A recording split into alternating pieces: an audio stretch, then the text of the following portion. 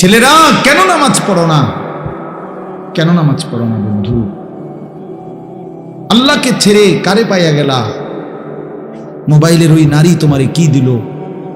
সমবয়সী বন্ধু তোমাকে কি দিল? ছেলেরা যার মতো চুল সাজাইছ, ওই ইহুদি বেঈমান কিংবা খ্রিস্টান বেঈমান, ওই খেলোয়াড় কিংবা গায়ক নায়ক, সে তোমাকে এই পর্যন্ত কি দিছে বলো? একটা টাকা দিল না 10টা টাকা দিল? একটা বনরুটি দিল না 1 কাপ চা খাওয়াইলো? তুমি কেন সিনেমার নায়ক? সে তো তোমারে চিনেও না, তোমার দিকে ফিরে তো সে মোটেও না, তোমার দিকে ফিরে তো সে মোটেও না। বুঝেন না কথাটা? ইউরোপ আমেরিকার ওরা তো তোমারে চিনেও না, তুমি কেন তার মতো নিজেকে সাজাইলা? কিন্তু তুমি যদি তোমার রাসূলের মতো চুল বানাইতা, তিনি তো তোমারে চিনতেন। হাদিসের মধ্যে আছে, নবী সাল্লাল্লাহু আলাইহি সাল্লামের উপরে কেউ দুরূদ পড়লে কবরে ফেরেশতারা গিয়া বিইসমিহি ওয়া ইসমি আবিহি, ওই ব্যক্তির নাম এবং বাপের নাম সহ উল্লেখ করে আল্লাহর কসম নবীজির সামনে বলে, পেশ করে, ইয়া রাসূলুল্লাহ, অমুকের সন্তান আলী আশরাফের ছেলে আনিসুর রহমান আপনার উপরে একবার দুরূদ শরীফ পড়ছে। আমার জীবনে তো আমি এরকম অনেক মানুষকে দেখছি, যারা আমি সামনে গেছি হয়তো বলছি, হুজুর আপনার কথা অনেক শুনছি, আমি যদিও আপনারে দেখি নাই কিন্তু আপনার নাম শুনছি অনেক। তো রাসূলুল্লাহ সাল্লাল্লাহু আলাইহি সাল্লামের সামনে আমি যদি হাসরের ময়দানে সুপারিশের জন্য যাই, আমি যদি হাউজে কাউসারের পানির জন্য যাই, তো তিনি দেখে যদি দাঁড়াই যে বলি, ইয়া রাসূলুল্লাহ, আমি আনিসুর রহমান সুপারিশের জন্য আসছি, নবী তো বলবে, হ্যাঁ তোমার নাম তো আমি অনেক শুনতাম, তুমি যে আমার উপরে দুরূদ পড়তা, ফেরেশতারা আয়েশা তো প্রায় তোমার নাম বলত। আচ্ছা কি মজাটা হবে তখন? আর যদি বলে, হাই উম্মত, তুমি আমার উম্মত না, তো আমি তো কোনোদিন তোমার নাম শুনি নাই, আমি তো কোনোদিন তোমার নাম শুনি নাই, তোমার তো চিনলাম না উম্মত, কি হবে ভাইয়া? কে সুপারিশ করবে তখন? এই জন্য দোস্ত আমার, বন্ধু আমার, দয়া করে আল্লাহ তাআলা আমাদেরকে মনে করাইছে আখিরাত, আল্লাহ আমাদেরকে কিয়ামত মনে করাইছে। বান্দা ভুল করো না, বান্দা ভুল করো না। ফালা ইয়াগুররান্নাকা তাকাল্লুবুল লাযীনা কাফারু ফিল বিলাদ। আল্লাহ বলে, বেঈমান আর কাফেররা যে দুনিয়া তামসা করে, ঘোরাফেরা করে, এটা দেখে তুমি বান্দা ধোঁকা খেও না, ধোঁকা খেও। অল্প কয়দিন, কুলু ওয়া তামাত্তাউ কালিলান ইন্নাকুম মুজরিমুন। আল্লাহ বলে, নাফরমানরা অল্প কিছু সময়ের জন্য দুনিয়া ভোগ করো, আমি দিলাম দুনিয়া, খাইতে দিলাম, ভোগ করতে দিলাম দুনিয়া, আমি জানোয়ারকেও খাওয়াই, কুকুর বিড়ালকেও খাওয়াই, তবে মনে রেখো, ওয়াইলুন ইয়াউমাইযিল লিল মুকাদ্দিবিন, সমস্ত মিথ্যাবাদী নাফরমানের জন্য সেদিন আখিরাতে রয়েছে জাহান্নাম। ওয়াদারনি ওয়াল মুকাদ্দিবিনা উলিন নি'মাতি ওয়া মাহিলহুম কালিলা। আল্লাহ বলে, নাফরমান, মিথ্যাবাদী, বেঈমান, কিছু সময়ের জন্য তোরে সুযোগ দিলাম, দুনিয়া ভোগ কর, তবে মনে রাখিস, ইন্না লাদাইনা আনকালা ওয়া জাহিমা, আমার কাছে আখিরাতে আগুনের শিকল আর জাহান্নামের আগুন রেডি আছে। আল্লাহ কোরআনে বলছে, ইন্না হাদাইনাহুস সাবিলা ইম্মা শাকিরান ওয়া ইম্মা কাফুরা ইন্না আ'তাদনা লিল কাফিরিনা সালাসিলা ওয়া আগলালা ওয়া সাঈরা। আল্লাহ বলে, বান্দা আমি তোমারে পথ দেখাইছি কোরআন দ্বারা, সুন্নাহ দ্বারা, উলামা দ্বারা, নবী দ্বারা, রাসূল দ্বারা। আমি দেখেছি তুমি আমার অনুগত না অবাধ্য। মনে রাখো, অবাধ্য হও তো আমি হাসরের ময়দানে তোমার জন্য আগুনের শিকল, বেরি এবং জাহান্নামের আগুন রেডি রাখছি। এই কথাটা শেষ শুনেন, এইভাবে শুধু আপনি দেখেন তাহলে বুঝবেন।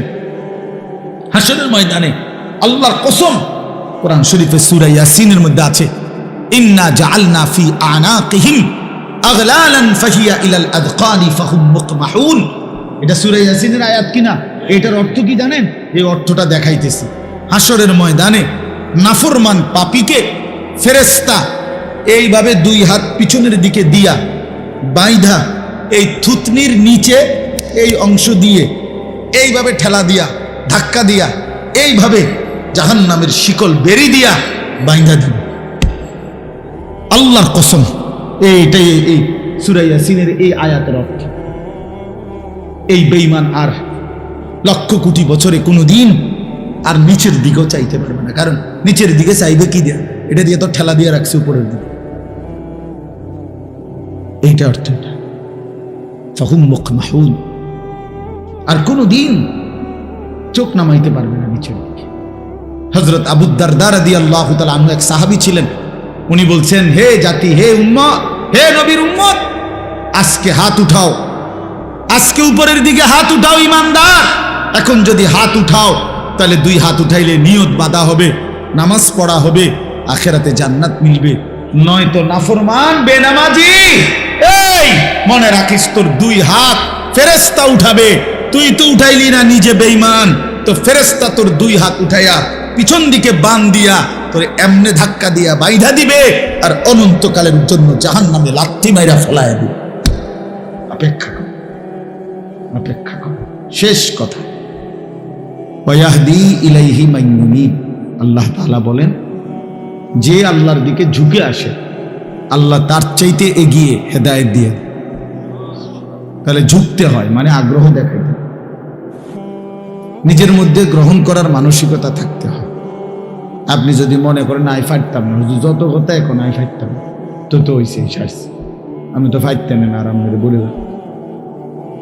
অথচ এইমাত্র শুনছেন যে আমাদের মুফতি মাসুম ভাই, এই যে মাত্র যিনি অল্প একটু কথা বললেন, তো এইটা আপনারা শুনছেন যে আল্লাহ তাআলা প্রত্যেকটা মানুষকে আল্লাহকে মানার পুরা যোগ্যতা দিয়েই পৃথিবীতে পাঠায়।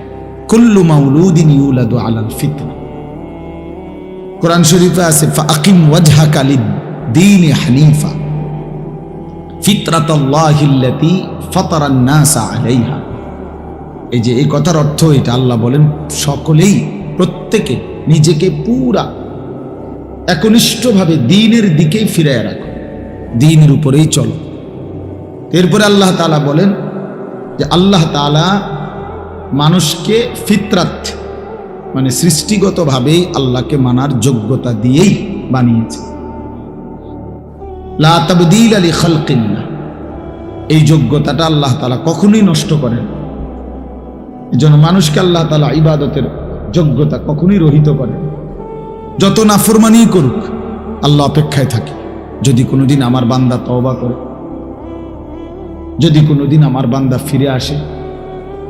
30 বছর সেজদা দাও না, তো ঠিক আছে, আর সেজদা দেওয়ার যোগ্যতাই দিলাম না, এটা যোগ্যতাটাই নষ্ট করে দিলাম না, এমন করে না। তার মানে বান্দাকে আল্লাহ তাআলা শেষ মুহূর্ত পর্যন্ত আল্লাহকে মানার যোগ্যতা দিয়ে রাখছে, এবং আল্লাহ তাআলা শেষ মুহূর্ত পর্যন্ত তওবার সুযোগ দিয়ে রাখছে। ইন্নাল্লাহা ইয়াকবালু তাওবাতাল আবদি মা লাম ইউগারগির।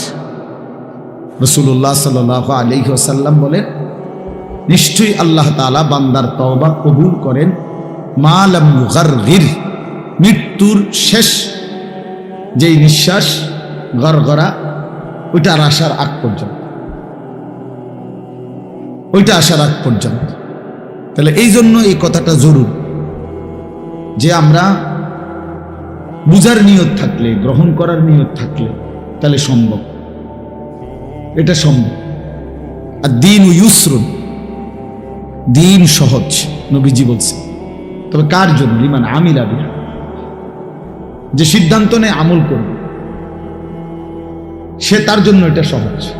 আমি যদি সিদ্ধান্ত নেই যে আমাকে ফজরের নামাজ পড়তেই হবে, এছাড়া আমার কোনো উপায় নেই, তাহলে সহজ।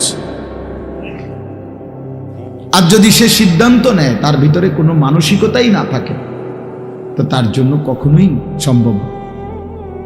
এজন্য মানুষের প্রতিটা কাজের পরিকল্পনা, এই পৃথিবীর যে কোনো বিষয় মানুষের দিলে আগে আসে, এটাই সিস্টেম। মানুষ অন্তরে আগে আসে, এটা ভাত খাবো, নাস্তা করব, এখন বাইরে যাব, এটা করব, ব্যবসা করব, ওই করব, সেই করব, যাই বলে, তো মানুষ তার অন্তরে আগে এটা আসে, এরপরে এটা কর্মে পরিণত।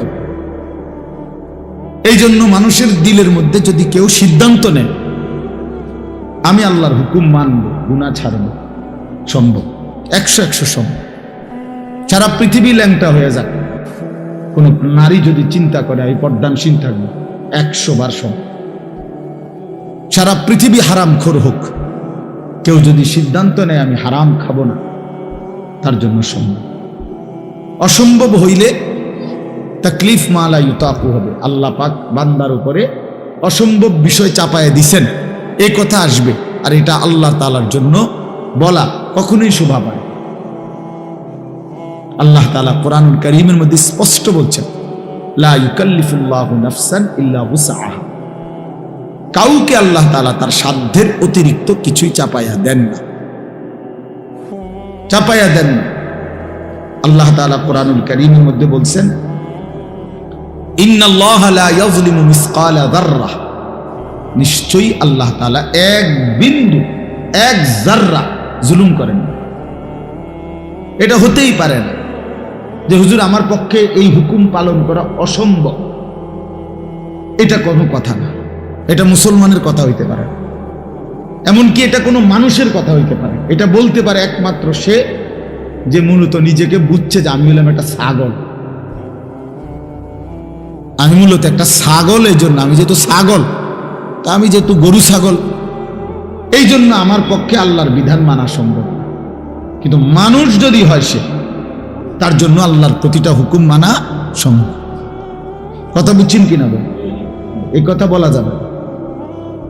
এই জন্য বাপ, এটা জরুরি, আন্তরিকতা থাকতে হয়, গ্রহণ করার মানসিকতা থাকে। অনেক বয়স্ক মানুষ হুজুর আর যত কথাই কোন আর হইতো না, কইছেন ভালো ঠিকই বুঝি, আমরা দরকার কোরআন শরীফ শুদ্ধ করার দরকার, সূরা কেরাত ঠিক করণ দরকার, কথা ঠিকই হইতো না ওনার এই বয়স নেই। বাহ বাবা ফয়সালা দিয়ে ফেলছেন অনবেলার এই বয়স নেই। কিন্তু যদি আপনি বলেন আর 2 টুকরা গোস্ত লইবেন নি, আর একটু জুল দে, জুল দাও, ডাল দে, ডাল, ভাত এতুটি খাইয়া যদি আবার কোন আপেল মালটা দেন, আবার এডি খান, আবার চা দিবেন, লগে চানাচুর দিবেন, বিস্কুট দিবেন, আবার এডিও খান। তা আপনার না বলে শৈল নাই, বয়স নাই, আপনি এতুটি ভাত খাইলেন কেন? কথা বলেন না কেন? সারাদিন এদি পান খান, সারাদিন এদি বন খান, সারাদিন এদি চা খান, সারাদিন এদি গপ মারেন, সারাদিন এদি লম্বা লম্বা সিহুলি কন, তো সেগুলো পারেন কেমনে? আপনার না বলে বয়স নাই, আপনার না বলে আর এই সময় নাই। দুনিয়া ভোগ করার ব্যাপারে 100, আখিরাতের ব্যাপারে খামখেয়াল, আখিরাতের ব্যাপারে খামখেয়াল। ইয়ালামুনা যাহিরাম মিনাল হায়াতিদ দুনিয়া ওয়া হুম আনিল আখিরাতি হুম গাফিলুন। আল্লাহ তাআলা বলে, বান্দা কেবল দুনিয়ার জীবনের বাহ্যিক দিকটা, মাটির উপরের অংশটাই বুঝলা, আর আখিরাতের ব্যাপারে একদম গাফিল হয়ে।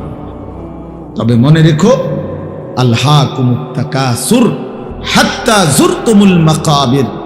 এই গাফলতে আখিরাত ভুলে থাকতে থাকতে আর দুনিয়ায় ডুবে থাকতে থাকতে দুনিয়ার নেশা তোমারে পাগল বানায় দিল, গাফেল বানিয়ে দিল। একদিন মনে রেখো বান্দা, হাত্তা যুরতুমুল মাকাবির, ওই কবরস্থানে গিয়ে একদিন পৌঁছে যাবা। তো কাল্লা সাউফা তা'লামুন, সাবধান, সেদিন কবরে এসেই জানতে পারবা আমি আল্লাহর নাফরমানির পরিণতি। আইসো কবরে, সাউফা তা'লামুন, অল্প সময়ের ব্যবধানে আমি আল্লাহ তোমারে কবরে আইসাই বুঝায় দেব এই বিড়ি খাওয়ার পরিণতি কি, চা দোকানের আড্ডা দেওয়ার পরিণতি কি, এই সুদের টাকার পরিণতি কি, এই কিস্তির টাকার পরিণতি কি, আর এই ঘরে রঙিন টেলিভিশন মৃত্যু পর্যন্ত আজীবন চালানোর পরিণতি কি, তোমার ছেলের বেনামাজির পরিণতি কি, তোমার বের বেপর্দার পরিণতি কি, তোমার স্ত্রীর বেহায়াপনার পরিণতি কি। আর জীবনভর গালিগালাজ করছো, বুড়া মানুষ আক করলে গালি দাও, তো এই সমস্ত নাফরমানির পরিণতি। আইসো কবরে বান্দা, একদম প্রথম ঘন্টায়, প্রথম মিনিটেই আমি আল্লাহ বুঝায় দেব আমার শাস্তি কি জিনিস। আইসো বান্দা। ভাত খাওয়াইছি দেখে মনে করছে আমি কিছু কইতাম না। হ্যাঁ, দুনিয়াতে মাতছি না, তুমি মনে করছো মা আল্লাহ তো মনে এরুন। আল্লাহ বলছে না না, তুমি শোনো নাই আমি রহমান, তা আবার তুমি এটাও শোনা উচিত ছিল আমি কাহ্হার। আমি যেমন গাফফার, আমি তেমন কি কাহ্হার। আমি যেমন খুব ক্ষমাশীল, আমি তেমন প্রচন্ড প্রতিশোধ গ্রহণকারী। আজিজুন যুনতিকাম, যুনতিকাম অর্থ হলো আল্লাহ তাআলা বলেন আমি মহা শক্তিশালী আজিজ এবং প্রতিশোধ গ্রহণকারী। তুমি আমারে কি ভাবছো বান্দা? আমার প্রতি লোকমা ভাতের হিসাব নেব আমি, প্রতি ঢোক পানির হিসাব নেব, প্রতিটা নিঃশ্বাসের হিসাব নেব, প্রতি বিন্দু জাররা জাররা। সুম্মা লাতুসআলুন্না ইয়াওমাইদিন আনিন নাঈম, আমার দেওয়া প্রতিটা নিয়ামত বান্দা আমি হিসাব নেব। কি ভাবছো তুমি 60 বছর এমনি এমনি দিছিলাম? এত সুন্দর যৌবন আমি এমনি এমনি দিছিলাম? হায় নওজোয়ান, কিশোর তরুণ নওজোয়ান, তুমি মনে করছো এই জিন্দেগি আল্লাহ তোমার মোবাইল টিপতে দিছিল? নাফরমান, সারা রাত উলঙ্গ ছবি দেখতে দিছিল, নর্তকী দেখতে দিছিল? হাইওয়ান, কে তোমারে শিখাইলো? মা কে তোমার? বাবা কে? তোমার কোনো ধর্ম নাই, তোমার কোনো আল্লাহ নাই। কোন মুসলমানের বাচ্চা, মুসলমানের সন্তান এত বড় নাফরমান কিভাবে হয়? 365 দিনে 1 বছর ঘোদার এই হাইওয়ান 16 বছর বয়স, কোনদিন ফজরের নামাজ পড়ে না, অথচ বাপও আছে ঘরে, মাও আছে ঘরে। এত বড় জানোয়ার, এত বড় হাইওয়ান, এত বড় চতুষ্পদ জন্তু মুসলমানের ঘরে কেমন হলো বলেন মিয়া? এক তো হইল ভুল হইছে, এক তো হইল হোঁচট খাইছে। 3 মাসে 9 মাসে আজকে আমার জামাত ছুটে গেছে, আজকে আমি 1 রাকাত পাইছি না, এটা তো হইতে পারে। কিন্তু এভাবে লাগাতার 30 বছর একজন মুসলমান মিথ্যা বলে, 30 বছর একজন মুসলমান সুদ খায়, 30 বছর বুঝি একজন মুসলমান গালি দেয়। কি মিয়া কোন? এটা ইনসাফের কথা বলেন, কথা বলেন না, এটা বিবেকের কথা এটা মিয়া? 30 বছর বুঝি একজন মুসলমানের ঘরে প্রতিদিন রঙিন টেলিভিশন চলবে, বউ বাচ্চা প্রতিদিন নাচ গান দেখবে? এটা জীবন? এটা মুসলমান? আল্লাহকে এভাবে ভুলে যায় মানুষ, রাসূলকে এভাবে ভুলে যায় মানুষ, আখিরাতকে এভাবে ভুলে যায়। আস্তাগফিরুল্লাহ, আস্তাগফিরুল্লাহ। মৌলানা সাহেবের কথা বলছি আপনাদেরকে, এই অল্প কথা উনি বলছে। আপন মা বাপ সন্তানকে বেঈমান বানায় দেয়। আপনি তো আপনার সন্তানকে বেঈমান বানায় দিলেন মিয়া। এই নাফরমান আপনার ঘরে ঘুমায়া, এই হাইওয়ান কোনদিন ফজরের নামাজ পড়ে না, এই অসভ্য সন্তান আপনি তারে ঘুমাইতে দিলেন কেন? এই জিন্দেগির কি অর্থ আছে মিয়া? জীবন মানে শুধু সোফা? জীবন মানে শুধু খাট? এটাই জীবন? একটা মানুষের বয়স 60 বছর, এবার হিসাব দেয় 1 সেট সোফা, 6টা চেয়ার, একটা ডাইনিং টেবিল, 2 আলমারি, 4খান খাট, 1 ডজন কাঁচের প্লেট, 4টা নুনের বাড়ি। এডি হলো এবার কামাই, এই 60 বছরের কামাই। 3 ফুট বিদেশ, 4টা মাইয়া বিয়া দিছে, বাইতে একখান বিল্ডিং করছে, 2 রুম, 2টা বাথরুম, ভিতরে টাইলস লাগাইছে, খালাস শেষ। বাবা, এক মুসলমানের জিন্দেগি এতটুকুতে শেষ? কথা বলেন না কেন? তো কি হিসাব দিলেন? কি হিসাব মিলাইলেন? আখিরাত কোথায়? কবর কোথায়? পরকাল কোথায়? হাসরের ময়দান কোথায়? সেটা কার জন্য? সেটা কে সাজাবে? সেটা কে সাজাবে? অহুম আনিল আখিরাতে হুম গাফিলুন। আল্লাহ বলেন, হায় বান্দা, আখিরাতের ব্যাপারে গাফিল হয়ে রইল। ইকতারাবা লিন-নাসি হিসাবুহুম ওয়া হুম ফি গাফলাতিন মুরিদুন। আল্লাহ বলে, বান্দা হিসাবের সময় তো একদম ঘনিয়ে গেল, কাছায় গেল, আজও তো তুমি আমি আল্লাহ থেকে বিমুখ হয়ে গাফেল হয়ে রই না, অথচ কেয়ামত তো খুব কাছাকাছি। আচ্ছা, কেয়ামত মানে আরো দেরিতে হইব, কিন্তু আপনি মরে গেলে তো আপনার কেয়ামত আখিরাত শুরু। আমার পরে নইলে পৃথিবী একবারে, মনে করেন আমি মরে যাওয়ার পরে পৃথিবীর সব মানুষ চাঁদের দেশে গেছে গা, আধুনিক হইয়া সবাই বাসা বাড়ি এখন চাঁদের দেশে, তো আমার কি লাভ? কথা বুঝছেননি আমার কথা? আমার কি লাভ? বাকি মানুষ বুঝছি আমি একের মঙ্গল গ্রহে গেছে গা, যাক না, আমার ফায়দা কি? আমার বাপ এই জন্য হিসাব করা। আল কাইয়িসু মান দানা নাফসাহু, নবী সাল্লাল্লাহু আলাইহি ওয়াসাল্লাম বলেন, বুদ্ধিমান সে যে নিজের হিসাব করে। মান দানা নাফসাহু, যে নিজের হিসাব করে। ওয়া আমিলা লিমা বাদাল মাউত, এবং মৃত্যু পরবর্তীর জন্য আমল, মৃত্যু পরবর্তীর জন্য আমল করে, আখিরাতের ফিকির করে, সেই বুদ্ধি। আল্লাহর কসম বাপ, দুনিয়া আপনি যেদূর পারেন এদূর করে যান, এর বেশি দরকার নাই। আপনার পরে বাকিরা আবার করবে, আপনার পরে আপনার ফ্যামিলি থামবে না। আমার দাদা মরার পরে আমার বাপে কামাই রোজগারি বন্ধ করে নাই।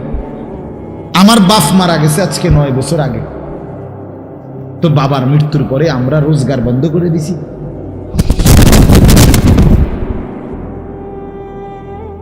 দুনিয়া 3 পুরুষ মিলাইয়াও সাজাইতে পারে বাড়ি।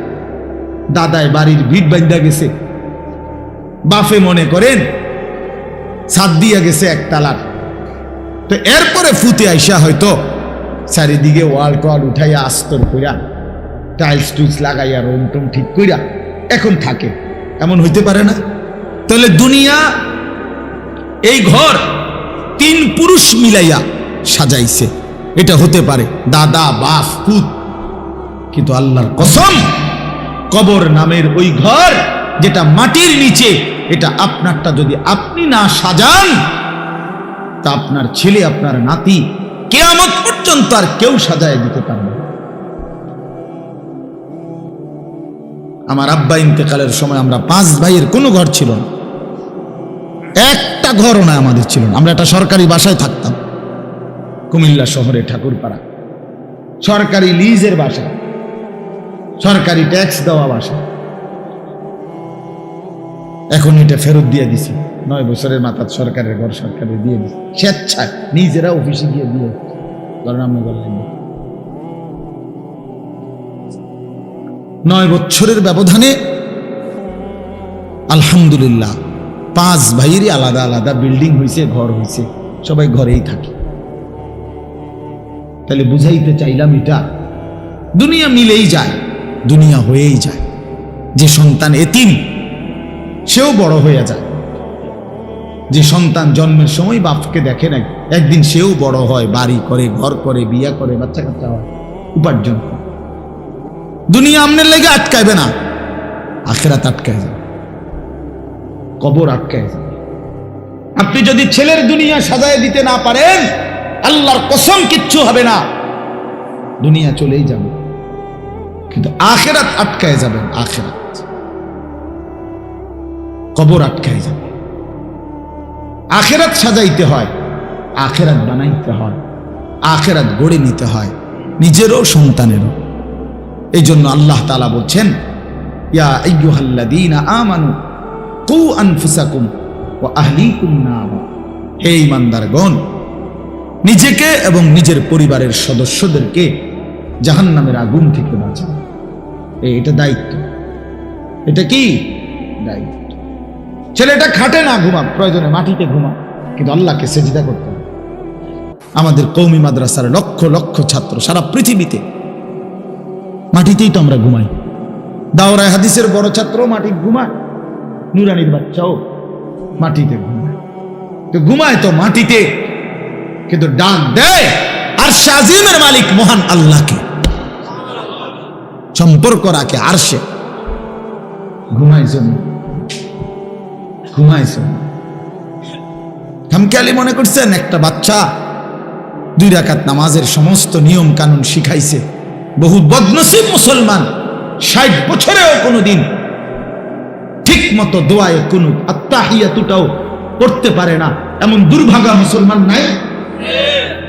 তাহলে সেই মুসলমানকে জিজ্ঞাসা করেন, বাপ 60টা বছরে এই মালিকের জমিনে কি পরিমাণ ভাত খাইলা, কি পরিমাণ আলো বাতাস, মালিকের এত বড় সৃষ্টি জগৎটা তুমি ভোগ করলা, তোমার দেহের সমস্ত অঙ্গ ভোগ করলা, বিনিময়ে সেই মালিকের নামটাও ঠিক মতো লইতে পারো না। সেই মালিকের কালাম আল্লাহর কোরআন দেখে দেখেও কদুর সাইয়াও শুদ্ধ করে পড়তে পারো না, কিত্তা ভাত খাইলা এতটি ভাত? দুনিয়া এতগুলো ভাত কেন খাইলা? কি ফায়দা ছিল, কি দরকার ছিল, কি লাভ ছিল? এই জন্য আপনাদের কাছে আমার অনুরোধ, বাবা, মহান আল্লাহ পাক রব্বুল আলামিন বলছে, বান্দা গোটা দুনিয়া ইন্না জাআলনা মা আলাল আরদি জিনাতাল লাহা, আমি আল্লাহ গোটা জমিনের সব কিছু সৌন্দর্যময় করে সাজিয়ে চমৎকার করে, আচ্ছা এই ডেকোরেশনের এই প্যান্ডেলের এটা যদি এতটা একটু সুন্দর মনে হয়, তো গোটা কায়নাত কতটা সুন্দর, ফুল কত সুন্দর, ফল কত সুন্দর, এক একটা পাখি কত সুন্দর, এই আসমান কতটা সুন্দর, এই জমিন কতটা সুন্দর, এক মানুষের চেহারা কত সুন্দর, এক কোলের মাসুম বাচ্চার চেহারা কত সুন্দর। আমি তো প্রায় বলি যে গোটা পৃথিবীতে, পৃথিবী বাদ দিলাম, বাংলাদেশের তো অসংখ্য জেলায় আলহামদুলিল্লাহ আল্লাহর দয়ায় আজ 21 বছরে আমি কত জায়গায় গেছি, এই ওয়াজের জীবনে কত কিছুই তো দেখলাম। কিন্তু আমার 3 বছরের একটা ছোট মেয়ে আছে, আমার ছোট মেয়ে সুমাইয়া নাম। তো আমার এই ছোট মেয়ে পয় যখন হাসি দেয়, আমার কাছে মনে হয় আলহামদুলিল্লাহ গোটা পৃথিবীর মানুষের বানানো সব সুন্দরের চাইতে ওইটা সেরা। ওই বাচ্চার মুখের হাসি কি অসাধারণ সুন্দর, কি অসাধারণ সুন্দর।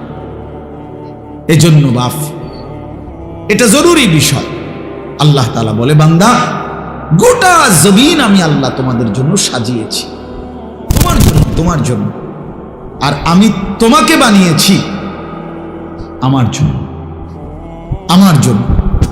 सारी दुनिया तेरे लिए, तू सिर्फ मेरे लिए।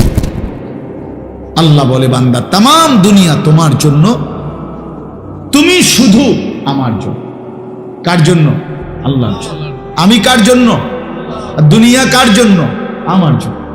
দুনিয়া আমার জন্য, আমি আল্লাহর জন্য, আল্লাহর জন্য। খালাকতুল আশিয়া আলি আজালিক ওয়া খালাকতুকা লি। সবকিছু বানিয়েছি তোমার জন্য, তোমাকে বানিয়েছি আমার জন্য, আমার জন্য। এই জন্য আপনাদের কাছে আমার অনুরোধ, মেহেরবানি করে এই সমস্ত ওয়াজ মাহফিলের মূল মাকসাদ এটাই বাবা। আমি বক্তা, অমুক বক্তা, তমুক বক্তা, প্রধান বক্তা, বিশেষ বক্তা, অল্প বক্তা, সাংঘাতিক বক্তা, যাই কম, সব মিলাইয়া এক কথা, আমরা আখিরাতের ফেরিওয়ালা। কিসের ফেরিওয়ালা? আখিরাত। আমরা কবরের ফেরিওয়ালা, আখিরাতের ফেরিওয়ালা। আমরা আপনাদেরকে কবর মনে করাই, আমরা আপনাদেরকে আখিরাত মনে করাই, আমরা আপনাদেরকে পরকাল মনে করাই। বাবা, দুনিয়া সাজাইলে তেমন কিছু আসে না। ফাআনযারতুকুম নারান তালাজ্জা। আল্লাহ বলে, বান্দা আমি তোমাদেরকে প্রজ্বলিত আগুন, জাহান্নামের আগুনের ভয় দেখাচ্ছি, ভয় দেখাচ্ছি। রাসূলুল্লাহ সাল্লাল্লাহু আলাইহি সাল্লাম প্রথম দিন, যেদিন প্রথম মক্কার কুরাইশদের কাছে সর্বপ্রথম যেদিন কালেমার দাওয়াত দিছে, প্রথম যেদিন, সেদিনই নবী বলছে, ইন্নী নাযীরুন লাকুম বাইনা ইয়াদাই আযাবুন শাদীদ। আমার জাতি হয়ে, আমার কওম, আমি তোমাদেরকে একটি ভয়ানক আযাবের ভয় দেখাচ্ছি। এক ভয়ানক আযাব, সামনে এক জাহান্নামের কঠিন আযাব, সামনে কবরের এক ভয়ানক আযাব। নবী সাল্লাল্লাহু আলাইহি ওয়াসাল্লাম বলছেন, মা রাআইতু মানজারান কাত্তু ইল্লা ওয়াল কবরু আফজাউ মিনহু। আল্লাহর নবী সাল্লাল্লাহু আলাইহি ওয়াসাল্লাম বলেন, উম্মত, নবী নিজে বলছেন, যে উম্মত, কবরের আযাবের চাইতে ভয়ানক কোন দৃশ্য আমি রাসূল জীবনে কখনো দেখিনি। আচ্ছা, নবীজি কি কথাটা এমনি এমনি বলছে, বানায় বানায় বলছে? তাহলে রাসূলুল্লাহ সাল্লাল্লাহু আলাইহি ওয়াসাল্লাম বলেন, কবরের আযাবের চাইতে ভয়ানক কোন দৃশ্য আমি রাসূল দেখিনি। গতকালকে আমি, আমার আপন মামি মারা গেছে, গতকাল আমি ওনার জানাজা পড়ছি, তো কবরে মাটি দিছি, কবরের দিকে তাকায়া আল্লাহ নবী সাল্লাল্লাহু আলাইহি সাল্লামের হাদিসের মধ্যে আছে, হযরত বারা ইবনে আযিব রাদিয়াল্লাহু তাআলা আনহু বলেন, নবীজি একদিন এক সাহাবীর জানাজা পড়তে গেছে, তো সাথে আমরা সাহাবীরা ছিলাম। তিনি বলেন, আল্লাহ নবী সাল্লাল্লাহু আলাইহি সাল্লাম জানাজার আগে কবরের দিকে তাকাইয়া অনেকক্ষণ কাঁদলেন, জোরে কাঁদছেন। সাহাবীরা বলেন, আমরাও কাঁদলাম।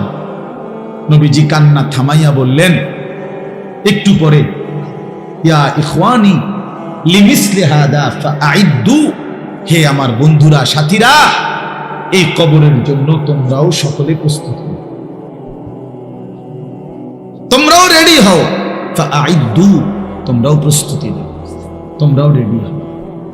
অতএব এক অনিবার্য বাস্তবতা, এক চিরন্তন বাস্তবতা। আমি আমার দাদার কবর দেখছি, আমি আমার বাবার কবর দেখছি, আমি আমার জ্যাঠারে কবরে রাখছি, আমি আমার মামিরে কবরে রাখছি, মামারে, আমার সেই জলজ্জান্ত চোখে দেখা মানুষগুলো আমার চোখের সামনে পৃথিবী থেকে বিদায় নিছে। তো এবার বার যেন ওই কবর আর লাশ আমাকে বলছে, আনিস, একদিন তুমিও চলবে।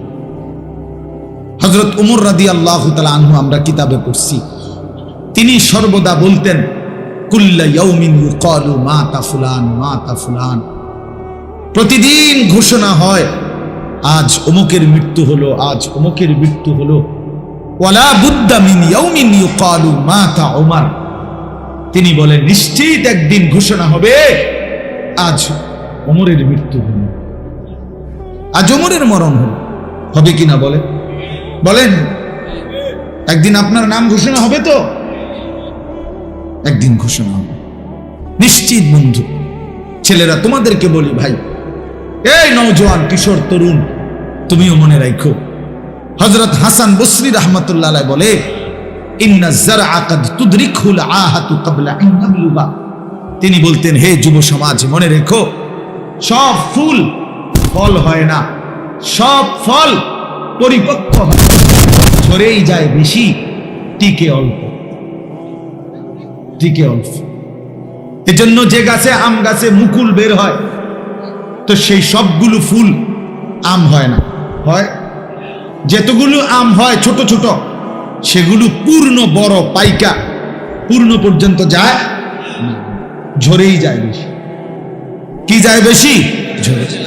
মানে তিনি বলতেন যে, যুবক, কালকে আমার বাড়িতে মামির যখন জানাজা পড়ছি, জানাজার পরে আমাকে পুরা আত্মীয় স্বজন আসছে নানার বাড়িতে, তা আমার মেজো খালা বাইচা আছেন, বয়স্ক, তো সবাই বলতেছে যে এই খালা গায়ে আর বুড়া শেষ মুরব্বী আছে একজনই, অথচ বাড়িতে কমপক্ষে 50 জন তখন কিশোর তরুণ যুবক যুবতী আছে।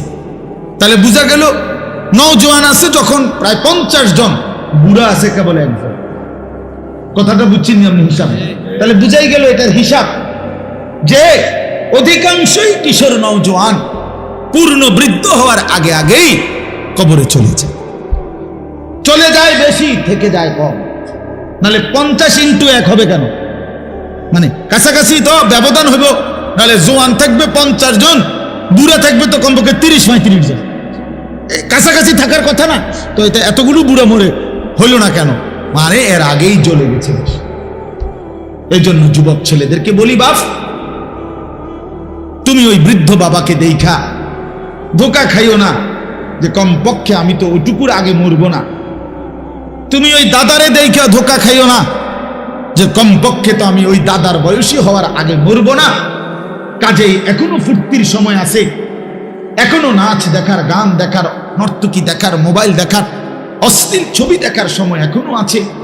এখনো আমার নামাজ পড়ার টাইম হয় নাই, আমি এখনো বাচ্চা মানুষ, আমি তো এখনো বিয়েই করি নাই, আমি তো এখনো চাকরিই করি না, আমার তো এখনো কোনো কামাই রোজগারই নাই। তো তোমার যেহেতু কোনো কামাই নাই, চাকরিও নাই, কিছুই নাই, তো তোমার জিন্দেগি শুধু মোবাইল টিফোন, এই তো না? তোমার মতো অপদার্থরে আল্লাহ বানাইছে শুধু বেডিতের নাচ আর অসভ্য ছবি দেখবার জন্য। আস্তাগফিরুল্লাহ, আস্তাগফিরুল্লাহ। মুসলমানের সন্তান কোন যুগে, প্রিয় ভাই আমার, আমি একটু আগে বলছি স্যার আব্দুল মান্নান স্যার এই বাহারুল উলুম মাদ্রাসায়, যে পৃথিবীতে কোন যুগে মিয়া যখন আইয়ামে জাহিলিয়াত ছিল, যখন নারী উপভোগের পণ্য ছিল, আমি নিজে পড়ছি ইতিহাসের বইতে, ইসলাম পূর্ব যুগে ইরান সহ আশেপাশে একটি মতবাদ ছিল যে 3 জিনিসের সবার সমান অধিকার, একক অধিকার নাই কারো, নাউজুবিল্লাহ। 1 নাম্বার হলো আগুন, 2 নাম্বার পানি, 3 নাম্বার নারী। আগুন, পানি, নারী, এই 3 জিনিসের উপরে কারো অধিকার নাই, একক, সবার অধিকার। নারী সবার জন্য, যে কেউ যে কোনো সময় ব্যবহার করতে পারবে, নাউজুবিল্লাহ। এরকম অসভ্য, এত বড় নিকৃষ্ট অসভ্য যেই জমানার মানুষ ছিল, সেই জমানাতেও মিয়া মানুষগুলো সারাদিন 24 ঘন্টা নারী নিয়া কইরা ছিল না, বরং ওই যুগেরও মানুষ জাহিলি জামানে বীর ছিল, বাহাদুর ছিল, যোদ্ধা ছিল, যুদ্ধ করত, লড়াই করত, বাহাদুর ছিল। আর আজকে মুসলমানের সন্তান জিন্দেগির পুরাটা সময়, লাখ লাখ কোটি কোটি যুবক 24টা ঘন্টা মোবাইলে নারী, ছবি, উলঙ্গ দৃশ্য, শাহওয়াত, জিনা, ব্যভিচারের সমস্ত কার্যক্রম এই নিয়েই ব্যস্ত। এত বেশি নারীর আসক্তি আর কোন যুগে ছিল না। নারীর অসভ্যতা এত বেশি ছিল না রে ভাইয়া। তোমরা আজকে ভুল করছো, তোমরা ছেলেরা ভুল করছো। তোমরা ছেলেরা খুব বেশি মজা পাইয়া লাইছো মোবাইলে, তোমরা ছেলেরা খুব বেশি মজা পাইছো মোবাইলে। প্রিয় বন্ধু আমার, ছেলেরা আমার, এটা তোমাদেরকে একদিন কষ্ট দিবে। একদিন রাত শেষে শুনবা পৃথিবীতে ফেসবুকও নাই, ইউটিউবও নাই, অনলাইনও নাই। আমি সেদিন মুন্সিগঞ্জ গেছি মাহফিলে, 2 দিন আগে। মুন্সিগঞ্জ মাহফিলে গিয়া যাওয়ার পথে শীতলক্ষা সেতু, শীতলক্ষা নদীর উপরে ব্রিজ, তো ব্রিজের যেখানে টোল দেয়, এই টোলের জায়গার মধ্যে লম্বা লাইন, জ্যাম বাজা গেছে। কিরে ভাই, এখানে তো এত বড় জ্যাম বাজার কথা না। পরে আমার সাথে একজন মাওলানা গাড়িতে ছিল, ওনারে বললাম দেখে আসেন কি হয়েছে, টোলের মুখে যান। তো টোলের যেখানে মুখে, যেখানে টোলটা নেয়, ওইখানে গিয়া দেখে 3টা কম্পিউটার, ওনাদের 3টা মানে লেন যেখানে টোল নেয়, ব্রিজের টোল বুঝেন তো, টাকা দেয় যে, এখানে 3টারই কম্পিউটার সিস্টেম ফেল করছে, মানে চলতেছে না, হঠাৎ একটাও না, হ্যাং হয়ে গেছে। এটার টিপতে আছে বেচারা জান্ডা দিয়া, কিন্তু এটা অন হয় না, অন হয় না। এই জন্য এই শত শত গাড়ি আটকায় গেছে, টোল নিচ্ছে না। তাহলে কি ভাইয়া, পৃথিবীতে 1 সেকেন্ডে, 1 মুহূর্তে হতে পারে এই প্রযুক্তি থাকবে না, কিন্তু তোমার আল্লাহ থাকবে, তোমার কবর থাকবে, তোমার আখিরাত থাকবে, আর তোমার পুরা জিন্দেগির এই ভালো কিংবা নাফরমানি, এটা কিন্তু থেকেই যায়। তুমি এটা আর কোনোদিন নিজের থেকে শত ধুইয়া আর সরাইতে পারত না। ওয়াশাহিদা আলাইহিম সামউহুম ওয়া আবসারুহুম ওয়া জুলুদুহুম বিমা কানু ইয়ামালুন। আল্লাহ তাআলা বলে, হাসরের ময়দানে বান্দা, তোমার কান, তোমার চোখ এবং তোমার সারা দেহের চামড়া, জুলুদুহুম, তোমার চামড়া পর্যন্ত আমি আল্লাহর কাছে তোমার সারা জীবনের কর্মকাণ্ডের ব্যাপারে সাক্ষ্য দিব, সাক্ষ্য দিব। এজন্য মানুষের যে শিহরণ, শাহওয়াত, এটাও সাক্ষ্য দিব। অর্থাৎ মানুষের চামড়ার মধ্যে ফিলিংস, এই যে নারী দেখলে, ছবি দেখলে, ভিন্ন নর্তকী দেখলে মানুষের চামড়ার মধ্যে শিহরণ আসে। এইটা যে শিহরণ আসছে চামড়ার ভিতরে, যে আল্লাহ, এই চামড়া এটা বলে দিবে হাসরের ময়দানে যে মালিক নাফরমান সারা রাত আমারে দেখা এই অনুভূতি আর এই ফিলিংস তার ভিতরে কাজ করছে, হারাম।